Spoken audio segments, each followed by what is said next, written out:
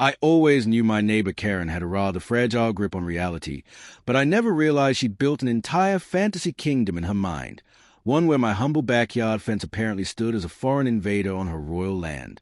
The first time she accused me of trespassing, I laughed it off, thinking she was joking. The second time, I realized she was dead serious. And the third time, that's when everything spiraled into chaos. It all began on a warm, peaceful Saturday morning. I was sitting on my porch, coffee in hand, enjoying the quiet hum of birds and the rustle of leaves when I heard the sharp snap of a tape measure. I looked up, and there she was, Karen, standing on the other side of the fence like a self-appointed Border Patrol officer.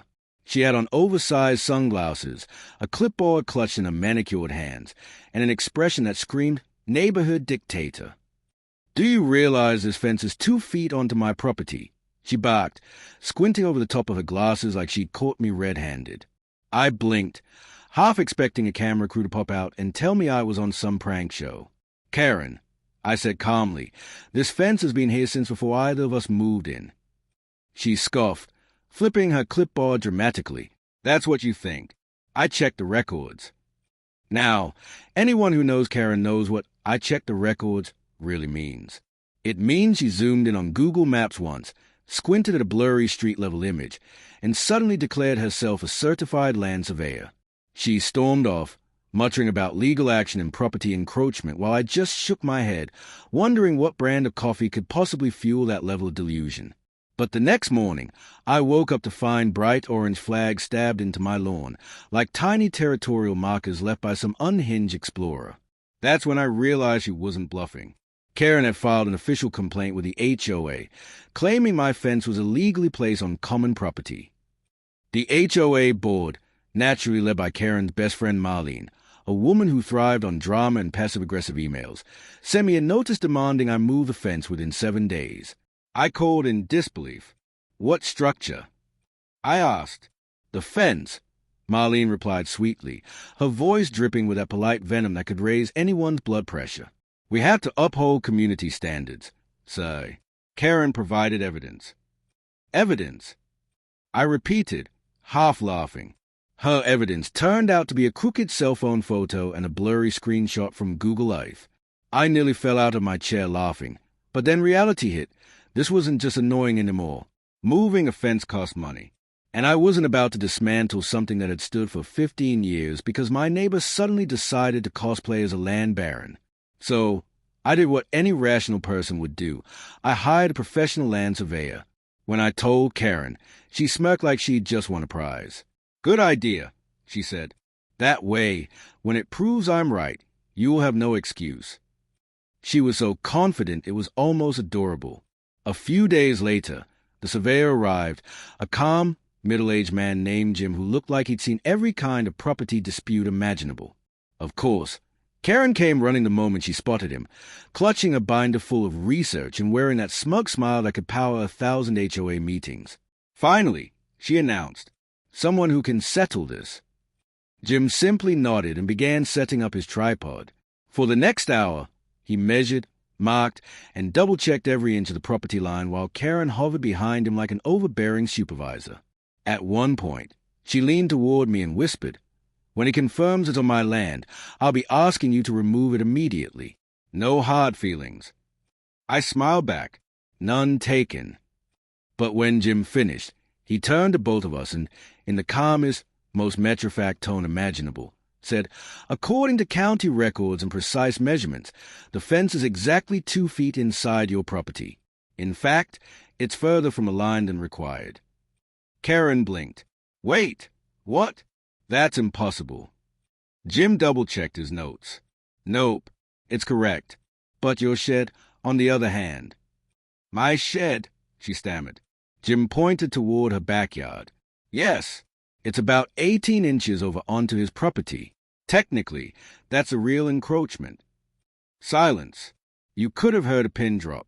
Karen's face turned pale, like she'd just discovered her so-called kingdom was built on borrowed soil. She mumbled something about construction errors before retreating into her house, humiliated. Jim packed up his equipment, chuckling. "You get this a lot?" I asked. He smiled. "More than you'd think." Some people just can't handle the truth. The next morning, the orange flags were gone, and so was Karen's smug attitude. For a while, anyway, because as I would soon discover, she wasn't finished. Not even close. You'd think after being proven wrong by an actual professional, she'd let it go. But no, Karen doesn't learn lessons. She declares war. A few days later, I came home to find an envelope taped to my door, stamped with the HOA logo like it was an eviction notice. Inside was a letter written by Marlene herself, Karen's best friend, part-time lawyer, and full-time chaos generator. Due to recent boundary concerns, it read, "The board has decided to review all property lines within our community for compliance. Homeowners must provide proof of boundary accuracy. This wasn't about fairness. It was about me." I marched over to the HOA office, which was really just a glorified shed behind the clubhouse that smelled like burnt coffee and print ink. Marlene was sitting there pretending to be busy with a stack of blank papers. So, I said, "You're auditing the entire neighborhood because Karen doesn't like my fence." She gave me her best fake smile. "This is about fairness, Mr. Benson. We have to make sure everyone follows the same rules." "Rules?" I said, all Karen's feelings. Her smile twitched. "You'd be surprised how many complaints we get." I laughed. "Yeah, all from the same person. I bet." She didn't answer, which was as good as confirmation. The fallout was immediate. My neighbors were furious. Not at me, but at Karen. Suddenly, everyone had to pay for new boundary verifications, and they quickly realized Karen's obsession wasn't just irritating. It was expensive. The neighborhood Facebook page exploded. One post read, "If Karen wants to move fences, she can move mine herself." Another said, "This is why no one invites her to block parties." But Karen wasn't done. Oh no. She showed up at my door again, clipboard in hand and wearing a reflective vest like she was leading a construction crew. "I just wanted to give you a chance to correct the record," she announced. "Correct what record?" I asked. She handed me a map, a hand-drawn mess that looked like it had been sketched by a sleepy child. "This is the original plat map," she said proudly. "It clearly shows a property line." I stared at it. North was sideways, and my fence was drawn in crayon. "Karen," I said, "this looks like something a kid made for art class." "It's from the city archives," she snapped. So I pulled up the actual county map on my phone and placed it next to Hayes. "Then explain why yours has your name written in bubble letters." She snatched it back, muttered something about confidential records, and stormed off again. The next HOA meeting was pure theater. My neighbor bribed me with cookies to attend, and I'm glad he did. Karen stood at the front, waving a folder like she'd uncovered a government conspiracy. "This community," she declared, "has been living under false assumptions. I have proof the entire block's boundaries were misplaced during development." Marlene nodded dramatically beside her, clearly in on whatever scheme Karen had cooked up. Someone in the back shouted, "Proof? Or more of your coloring projects?" The room erupted in laughter, but Karen stayed defiant. She slammed down a map covered in official stamps. For a moment, I thought she might have actually found something real. But then, a retired city engineer in the crowd squinted and said, "Karen, these stamps are from the Parks Department, not land management." Karen froze. "And this font," he added, "it's Comic Sans." The entire room burst out laughing. Karen grabbed a folder and stormed out red-faced, muttering about corruption and fake maps. But she wasn't finished. 2 days later, I got a call from the county assessor's office. Apparently, Karen had tried to file an official boundary correction for the entire street, under her own name. The clerk asked, "Sir, did you authorize a woman named Karen Miller to modify your property record?" I nearly choked on my coffee. Absolutely not. The clerk sighed. "Yeah, we thought so." She submitted her own survey sketch, in crayon. Even the county was laughing at this point. But for me, it wasn't just comedy anymore. It was war.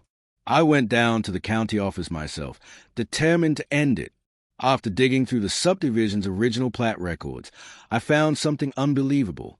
Karen's property line had been corrected over a decade ago after a developer's measurement error. And guess who had signed off on that correction? Karen herself. She'd known all along.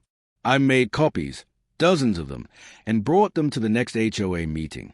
The place was packed. Half the neighborhood showed up with popcorn. Karen strutted in late, sunglasses on, clipboard in hand, looking ready to reclaim her throne. Before she could start, I stood up. Before we begin, I said, I'd like to present some documents regarding property boundaries. Marlene tried to intervene. That's not on the agenda. Oh, I think it will be, I replied, opening my binder with a dramatic thud. These are counter-verified plats showing that Karen Miller's property line was corrected and approved by her own signature, dated June 14, 2013. The room fell silent. Karen froze. For the past 10 years, I continued, she's accused multiple neighbors of encroachment, despite knowing full well she signed the correction herself. Someone in the back shouted, she did this to me, too. Another yelled, and me? She made me move my shed. Chaos erupted. People waved HOA fines in the air, shouting about Karen's false complaints.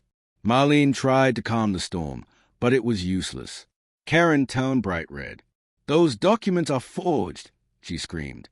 Funny, I said, sliding one toward her, because the county clerk confirmed them this morning. She looked down, and there it was, her own signature. Her jaw tightened. You think this proves anything? I am the HOA. Someone laughed. Not anymore, you're not. The board, desperate to save face, held an emergency vote right there. Within minutes, Karen was officially removed from her position as property compliance chair. It was glorious. She stormed out like a villain in the final scene of a soap opera, muttering about starting her own association. 2 weeks later, Poetic justice arrived. A city inspector showed up at her house after someone anonymously tipped them off about a certain shed extending 18 inches over my property. He measured, nodded, and slapped an orange notice on her door. Structure must be relocated or removed. Karen tried to argue, insisting I'd moved the earth. The inspector smiled and said, the planet doesn't rotate that fast. A few days later, I sat on my porch and watched her hire movers to drag her shed exactly 2 feet to the left. Every hammer strike sounded like sweet, rhythmic justice. That weekend, the neighborhood threw a small party. Someone brought cupcakes decorated with tiny fences. Even the HOA board, now under new leadership, showed up and personally apologized for the chaos. As for Karen, she keeps to herself now. Her orange flags are gone, her clipboard retired, and rumor has it she joined another HOA in a different county. God help them. Sometimes I sit on my porch, sip my coffee, and look at my perfectly legal fence with a grin. Because in the end, all it took to topple a self-appointed tyrant was a calm surveyor, a few county records, and a heavy dose of karma.